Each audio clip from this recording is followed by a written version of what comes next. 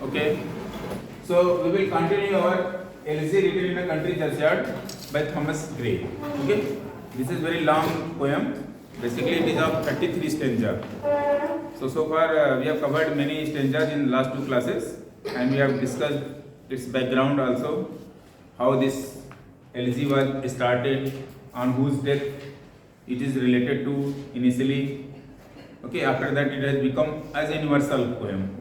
ये अगर देखें इट्स यूनिवर्सल पोएम, जो थीम इसकी है वो यूनिवर्सल है, अनडाइंग है, हमेशा आज रहे चाहे 200-400 साल बाद भी रहेगा. It is about the mortality, death और inevitable our.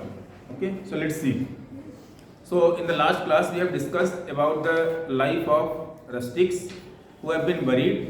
So the speaker of the poem has meditated about the life and he has appreciated the life of rustics. So another thing he talks here, far from the madding crowds. यहाँ से start करेंगे आज हम लोग. Far from the madding crowds, ignoble strive, their sober wishes never learned to stray. Along the cool sequestered well of life, they kept the noiseless tenor of their way. Okay, the poem is written in basically iambic pentameter. You know, I think iambic pentameter. So far from the madding crowd. You can note it here. Far from the madding crowd.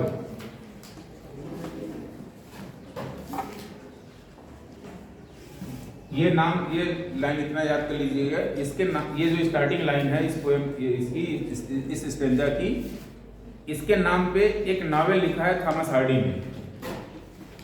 Thomas Hardy, ठीक है, ये बहुत great novelist हैं England के.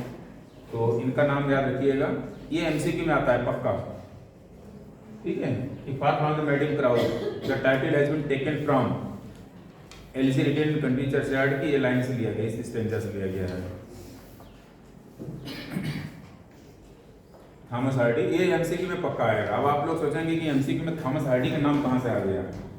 तो ये जब आप यहाँ पर आएगा पोएट्री में, ये नॉवेलिस्ट है, बेसिकली नॉवेल है, ठीक है. वैसे तो प्ले भी लिखे हैं. फार फ्रॉम द मैडिंग क्राउड, यानी पागल बना देने वाली भीड़ से दूर. अब यहाँ पे पागल बना देने वाली भीड़ क्या है, जो सिटी लाइफ है, ठीक है. एज पर द राइटर, जो सिटी लाइफ है, it is full of chaos, full of unrest और full of you can say ignoble strife, ठीक है. मिनी बेवजह को चिल जो होती है, झगड़े होते हैं, कोलाहल होता है, शोर होता है, वो सिटी लाइफ को रिप्रेजेंट करता है. और जो गांव की लाइफ है वो एकदम काम, कूल, सूदिंग, ठीक है, इस तरीके की लाइफ को रिप्रेजेंट कर रहा है.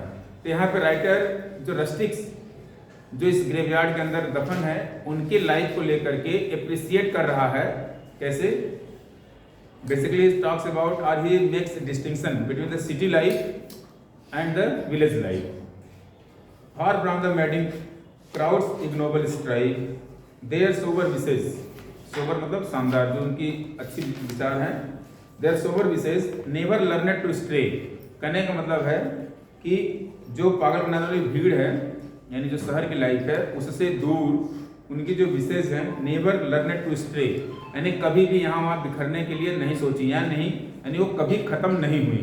It means the good ideas are the calm and cool life of villagers are still persisting there. Along the cool sequestered well of life, sequestered मतलब एक तरह से कहा गया कि जो isolated and untouched life है, बाकी चीज़ों से unpolluted है. मतलब ये माना जाता है कि जो गांव की लाइफ है थोड़ी शांत लाइफ होती है, शहर की लाइफ भागदौड़ की लाइफ होती है. So along the cool sequestered well of life, well मतलब है जो घाटी है. So यहाँ पे जो राइटर है, ये उसको अगर पता नहीं वो जो एरिया था घाटी में था कि नहीं था, मुझे नहीं एग्जैक्ट याद क्लियर है. सो यहाँ उसके लिए लिख रहा है कि along the cool sequestered well of life they kept the noiseless tenor of their way. noiseless tenor मतलब है क्वाइट लाइफ, tenor मतलब है उनका जो क्वालिटी है, यानी जो आराम से रहने वाले उनकी जो क्वालिटी है, they have still maintained that one. So writer appreciates the life passed by these dead people who have been buried into the grave, that they have lived a cool life or a smooth life in the villages. So he appreciates the rustic's life in this stanza.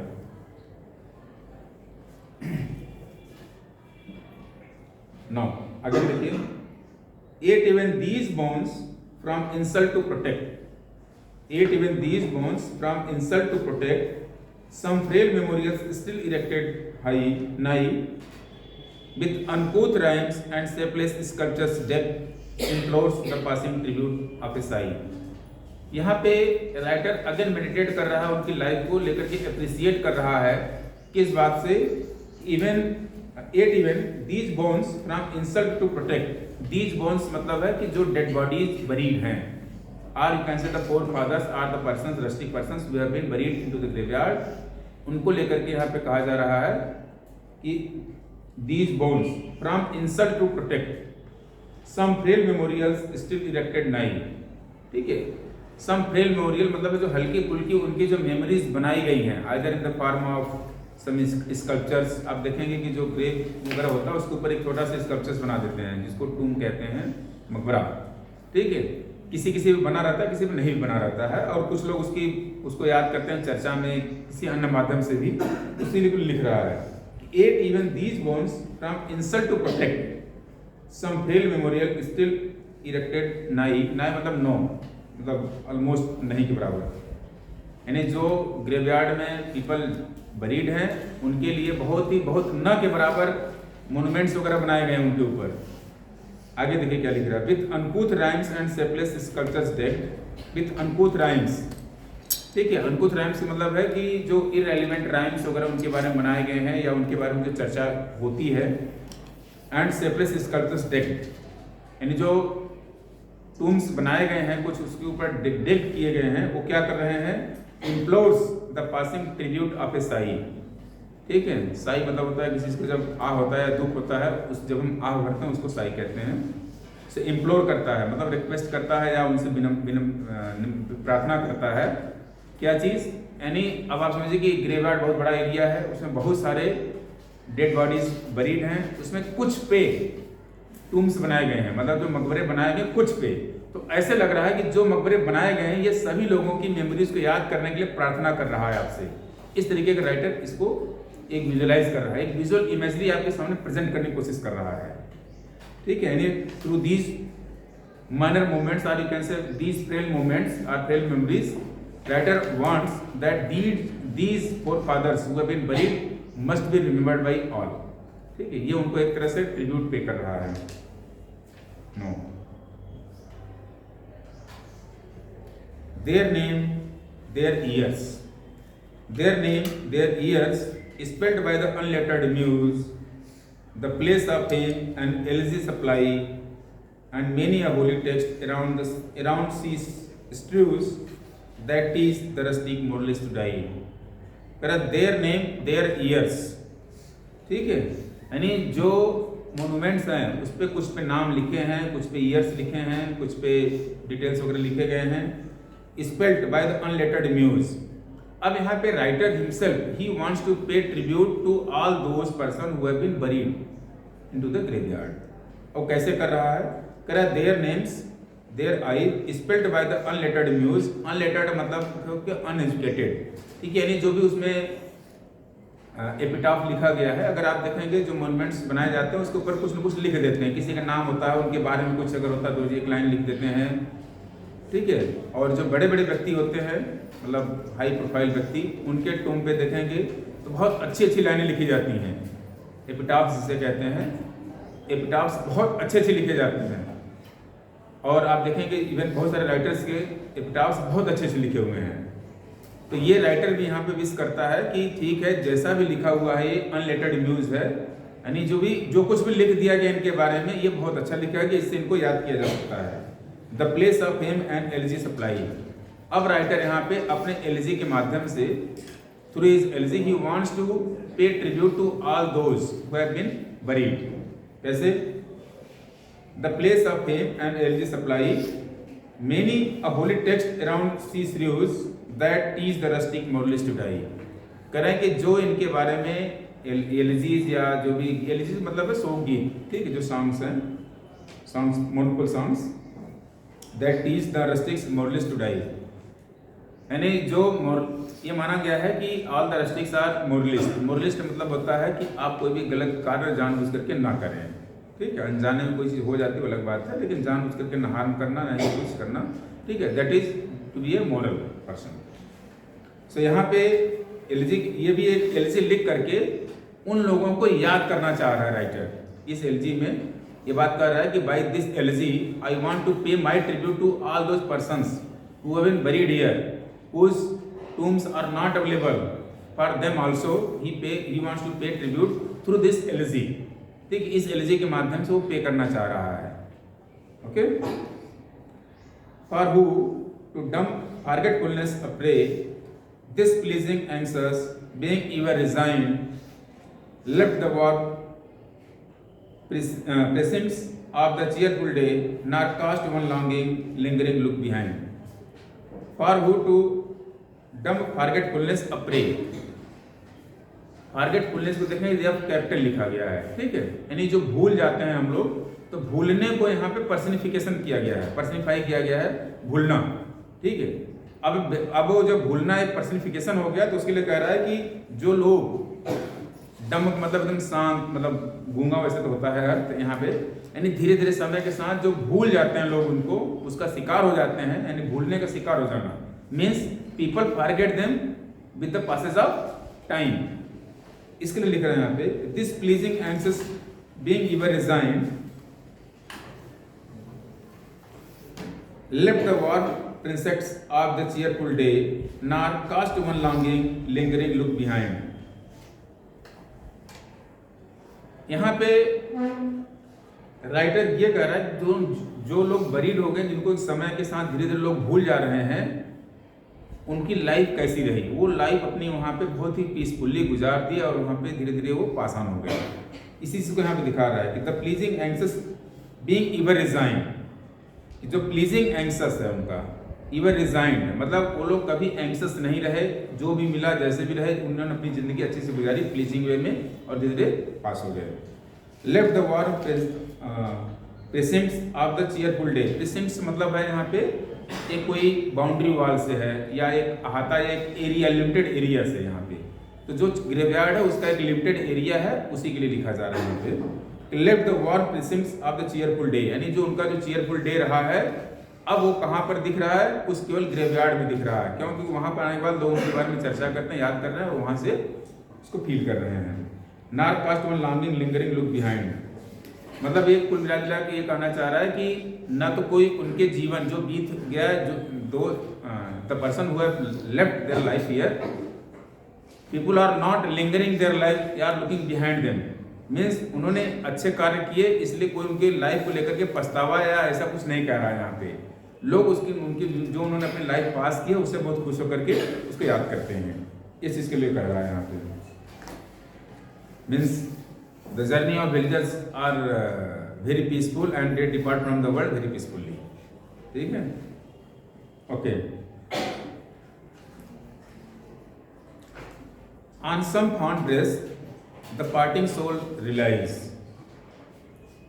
On some fond breast the parting soul relies. Some pious drops the closing eyes requires. Even from the tomb the voice of nature cries. Even in our ashes live their haunted fires.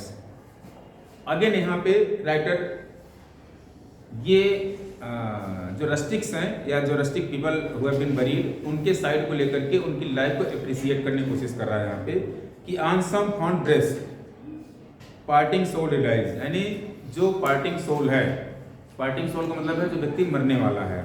ठीक है, वो अपने near and dear से ये उम्मीद करता है, या he is fond of some people. Breast मतलब यहाँ व्यक्ति से है यहाँ पे. ठीक है, सम पीपल जो नियर एंड डियर है.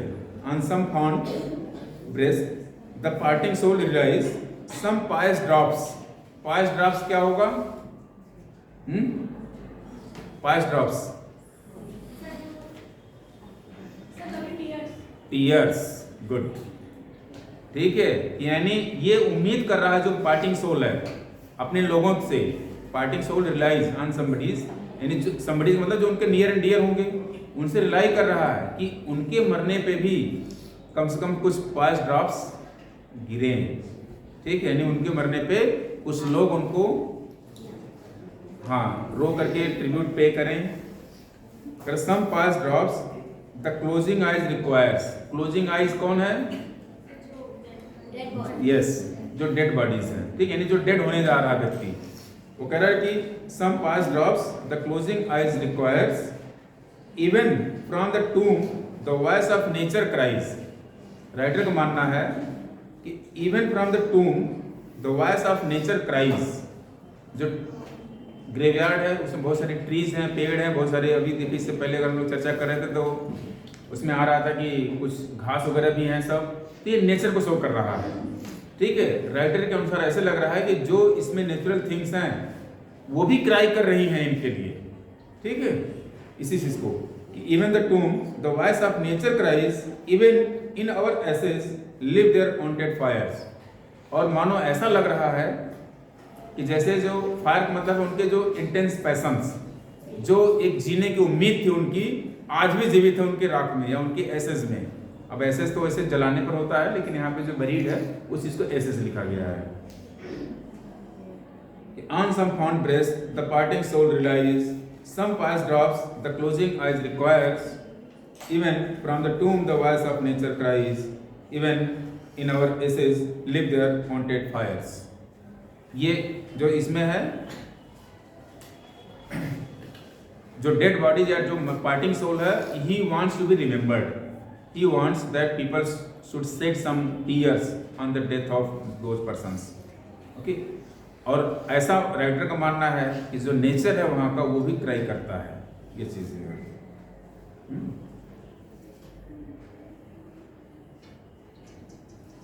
Okay, next,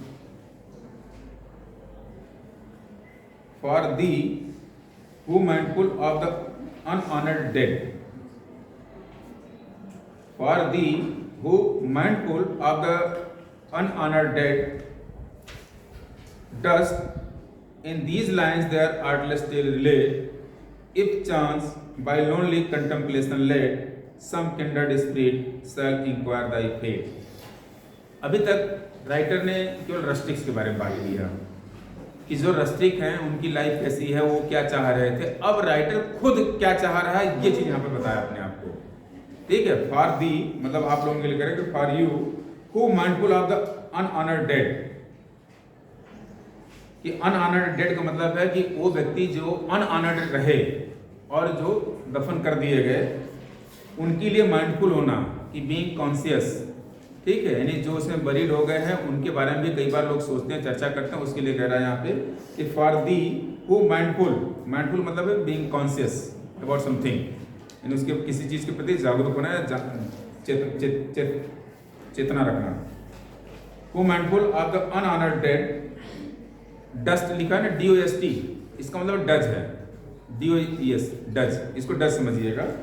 does in these lines their artless tale relate, क्या अब राइटर खुद कह रहा है आर्टलेस टेल रिलेट का मतलब है कि जो सिंपल स्टोरी राइटर इस एलजी के माध्यम से बता रहा है रस्टिक्स के बारे में, यानी जो रस्टिक लाइफ को या जो वहाँ के ग्रेवयार्ड है उसके बारे में जो बता रहा है सिंपल लाइन में, क्या ये if chance by lonely contemplation late some kindred spirit shall inquire the fate, कह रहा है कि क्या बाय चांस कि अगर मतलब भाग्य से या किसी भी तरीके से हम इस एरिया में एक्सपायर हो जाते हैं, ठीक है, डेड हो जाते हैं, if chance by lonely contemplation late some kindred spirit, कि क्या कोई दया या दयालु दिखाने वाला व्यक्ति या कोई किंड्रेड स्पिरिट वाला पर्सन मेरे भी फेट के बारे में या मेरे भी बारे में इंक्वायरी करेगा या मेरी भी कोई खोज खबर लेगा, यानी मरने के बाद।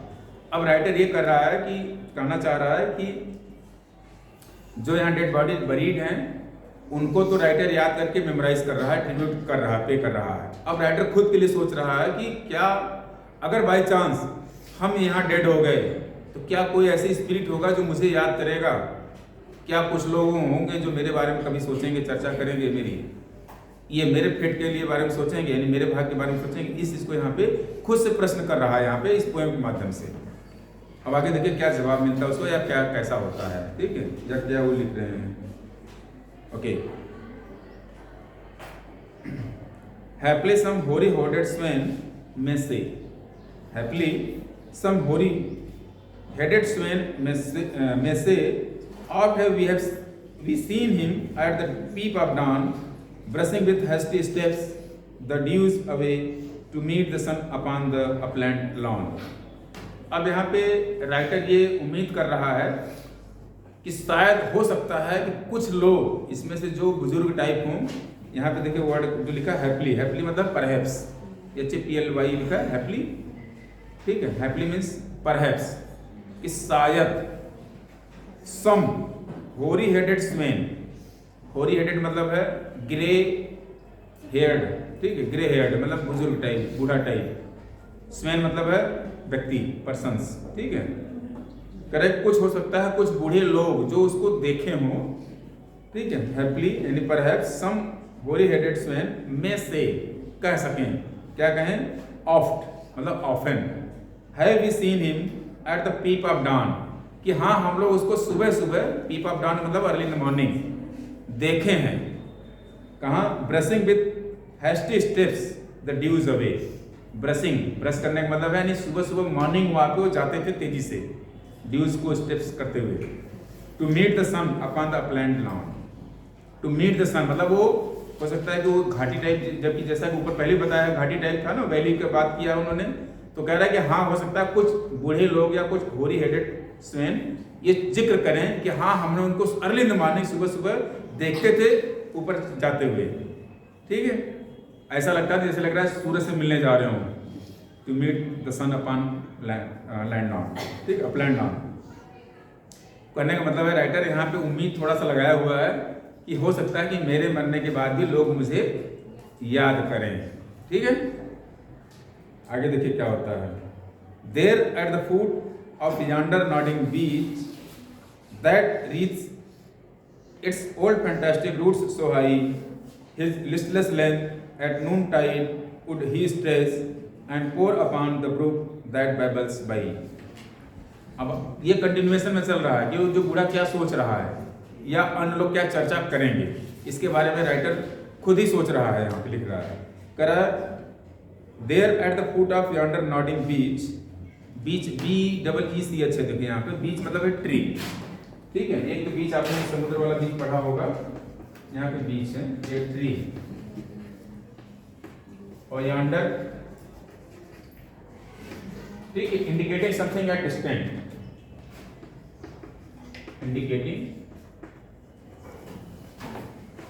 समथिंग एट डिस्टेंस, मतलब दूर जो पेड़ दिखाई दे रहा है, जो नॉड कर रहा है, हिल रहा है, वो क्या सोच रहा है उसके बारे में देखिए यहाँ पे,